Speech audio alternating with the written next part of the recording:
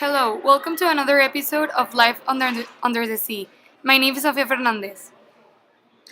Good morning, everyone. My name is Andres Gomez, and today we're going to talk about a little project that we have been working on for the past months. We decided to interview three demographics to have an overall view of the current state of the ocean and what can we do to help the situation.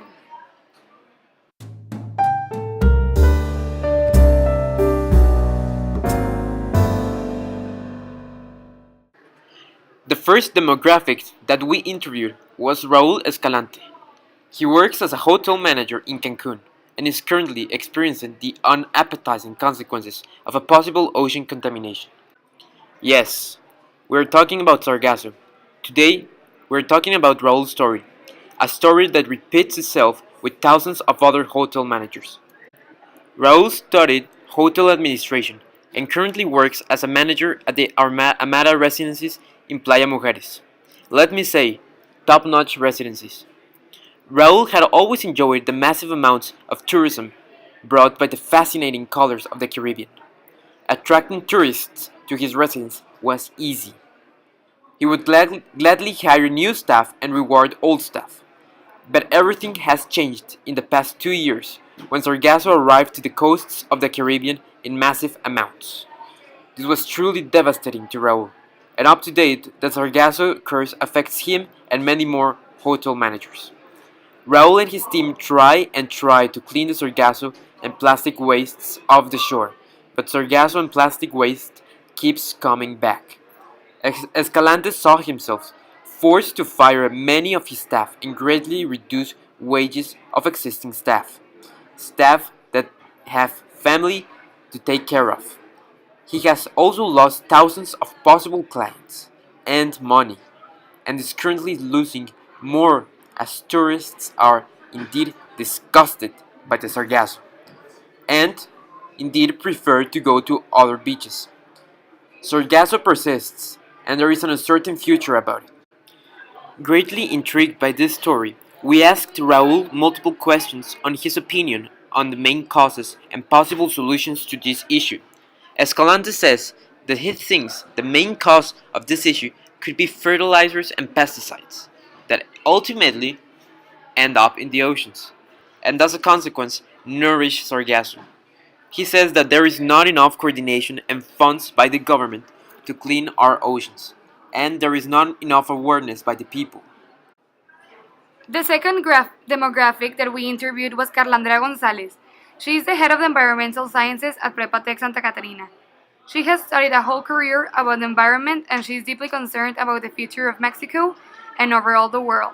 She is concerned about the lack of consciousness people have regarding the rapid deterioration of the environment.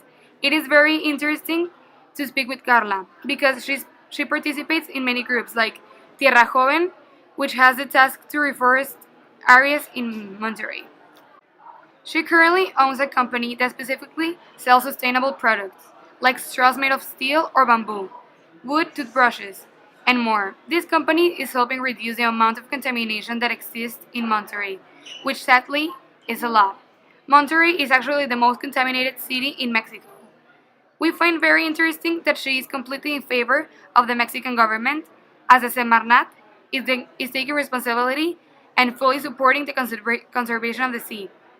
We were shocked by the fact that Mexico is actually one of the countries that try to conserve the sea the most, but it makes sense as the coastlines form an important part of our country's income. Finally, she stated that the education is the key for change. People need to learn how to live a more sustainable life and try to replace everyday objects that generate so much waste to reusable products that last longer. The third demographic that we interviewed was Jessica Delgado. She is a biologist and currently works in Pronatura Noreste. Pronatura Noreste is a non-governmental organization that has the goal to help and conserve nature in the northern parts of Mexico. Jessica told us that the amount of plastic that is thrown into our oceans is horrifically huge. 8 to 12 million tons of plastic per year, she mentioned. Jessica Delgado has witnessed the horrible consequences of plastic pollution. She saw a poor whale that had 80 plastic bags in its stomach. This is horrible. She also told us that it was common for her to dive in between plastic garbage. That's disgusting. Multiple species extinction, mercury in large fish like tuna are some consequences of this massive issue.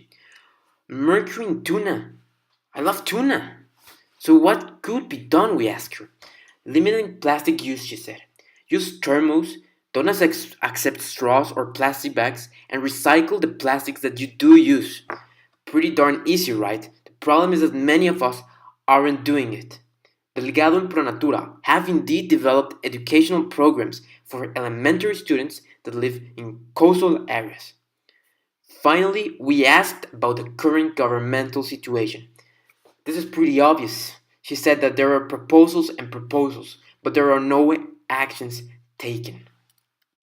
After interviewing these three demographics, we can get a general idea of what is currently happening in the sea. It is definitely scary what the future has for us. The way we're living is definitely not sustainable. In this episode of Life Under the Sea, we want to teach a little bit on this topic, but also invite you to replace simple things that generate a lot of waste with things that not only last you longer, but also help the environment. Thank you very much. Thank you very much for listening. See you in the next episode.